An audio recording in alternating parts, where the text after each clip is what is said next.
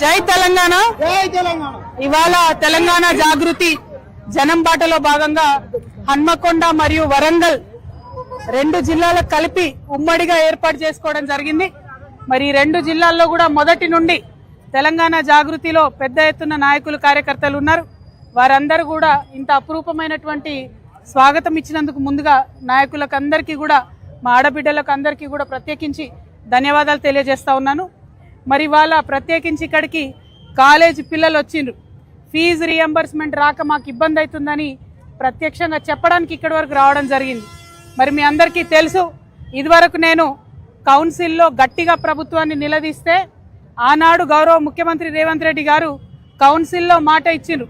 2025 సంవత్సరంలో ప్రతి నెల ఖచ్చితంగా పాత బకాయిలు కొత్త బకాయిలు అన్ని కలిపి ఫీజు రీఎంబర్స్మెంట్ చెల్లిస్తామని మాట ఇచ్చిండ్రు. కానీ నిన్న ముఖ్యమంత్రి రేవంత్ రెడ్డి గారు మాట్లాడిన తీరు చూస్తూ ఉంటే వీధి రౌడీలు కూడా సిగ్గుపడేటట్టుగా మాట్లాడారు. ఒక్కొక్క కాలేజీ యాజమానుల్ని పట్టుకొని ఆయన తాట తీస్తాడట, తోలు తీస్తాడట. ఎందుకోసం తోలు తీస్తారు రేవంత్ రెడ్డి గారు? మనకు ఆనాడు ఆంధ్రలో వివక్ష ఉన్నప్పుడు ఆంధ్ర ప్రభుత్వాలు ఇక్కడ ప్రభుత్వ కళాశాలలు పెట్టినప్పుడు ఇక్కడి తెలంగాణ బిడ్డలు చిన్న చిన్న గ్రూపులుగా ఏర్పడి లోన్లు తెచ్చుకొని కష్టపడి డిగ్రీ కాలేజీలు పెట్టి ఇంజనీరింగ్ కాలేజీలు పెట్టి జూనియర్ కాలేజీలు పెట్టి మన తెలంగాణ బిడ్డలను చదివించినందుకు మీరు తోలు తీస్తారా? వాళ్ళది ఎందుకోసం తీస్తారు? మీరు మాట తప్పినందుకు కదా ఇవాళ వాళ్ళు కాలేజీలు బంద్ పెట్టింది. మీరు ఇస్తామని చెప్పి ఇవ్వకపోతే కదా ఇవాళ వాళ్ళు కాలేజీలు బంద్ పెట్టింది. కాలేజీ యజమానులకు మేము కూడా అప్పీల్ చేసినాం, మీరు సింబాలిక్గా 1-2 డేస్ బంద్ చేయండి, పిల్లల చదువులు ఎఫెక్ట్ పడకుండా చేయండి, మీ తరఫున కొట్లాడతామని మేము కూడా అప్పీల్ చేసినాం. కాకపోతే వాళ్ళు కడుపు మండి ఉన్నారు, నడపలేనటువంటి పరిస్థితిలో ఉన్నారు, పేద పరిస్థితిలో ఉన్నారు. మరి మీరు కాంట్రాక్టర్లకు పైసలు ఇస్తారు ఎట్లా, కాలేజీలకు పైసలు ఇయ్యారు ఎందుకు? అవి పక్కన పెట్టుకొని మీ తప్పులు పక్కన పెట్టి మీ తప్పులు దాచిపెట్టి కాలేజీ వాళ్ళ మీద మీరు నిన్న చేసినటువంటి వీరంగం అన్నది తప్పు. దీన్ని మేము తీవ్రంగా ఖండిస్తూ ఉన్నాం. మీరు క్షమాపణ చెప్పాలి.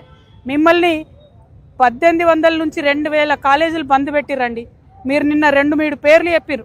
ఏమన్నారు? 2-3 పేర్లు చెప్పి వీళ్ళు మమ్మల్ని ఈ పర్మిషన్ అడిగినారు, ఆ పర్మిషన్ ఇయ్యను, నేను ఇయ్యను అంటున్నారు. ఇయ్యకండి. 10 మంది మిమ్మల్ని పర్మిషన్ అడిగిన వాళ్ళని పక్కన పెట్టండి. మిగతా 100లాది కాలేజీలు ఏం చేసినాయి మిమ్మల్ని? మిగతా 100లాది కాలేజీలో చదువుతున్న పిల్లలు ఏమైపోవాలా? వాళ్ళ భవిష్యత్ ఏమైపోవాలా? అది ఆలోచించమని నేను ప్రభుత్వాన్ని డిమాండ్ చేస్తూ ఉన్నాను.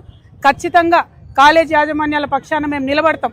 ఎందుకోసం అంటే ఎప్పుడైతే తెలంగాణలో ప్రభుత్వ కాలేజీలు లేవో మన తెలంగాణ మనకు కానటువంటి సందర్భంలో కూడా వాళ్ళు తెలంగాణ ప్రజల పక్షాన్ని నిలబడ్డారు. ఇవాళ ఫీ రీఎంబర్స్మెంట్ అంటే పేద పిల్లల కోసమే, వేరే వాళ్ళ కోసం కాదు. మీరు మాట తప్పి యజమానులను అట్లా మాట్లాడడం చాలా చాలా దారుణం. మేము దాన్ని తీవ్రంగా ఖండిస్తున్నాం. ఎట్ ద సేమ్ టైం నిన్న మీరు డబ్బులు ఇచ్చిన వెంటనే వాళ్ళు మళ్ళీ కాలేజీలు మొదలుపెట్టారు. మేము కాలేజీ యాజమాన్యాలను కూడా రిక్వెస్ట్ చేస్తూ ఉన్నాం, ఏదైతే టైం పోయిందో పిల్లలకు సరిగ్గా దయచేసి చదువు చెప్పండి, పిల్లల మీద వివక్ష చూపించకండి. అవసరం అనుకుంటే మీ పక్షాన మేము పోరాటం చేస్తాం.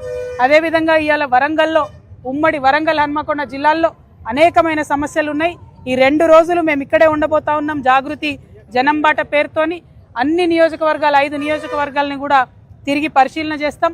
ఇక్కడ ఉండేటటువంటి సమస్యల మీద ప్రభుత్వం యొక్క దృష్టిని ఆకర్షించి వాటిని పరిష్కరించడానికి మా వంతు ప్రయత్నం చేస్తాం. అనేకమైన విషయాలు ఉన్నాయి. అవన్నీ కూడా 2 రోజుల పర్యటనలో పత్రికా మిత్రులందరితో కూడా షేర్ చేసుకుంటాం. మళ్ళొకసారి ముఖ్యమంత్రి గారు తన వీధి రౌడీలాగా మాట్లాడేటటువంటి భాషను మార్చుకోవాలని డిమాండ్ చేస్తూ ఉన్నాం. Thank you. జై తెలంగాణ, జై జాగృతి.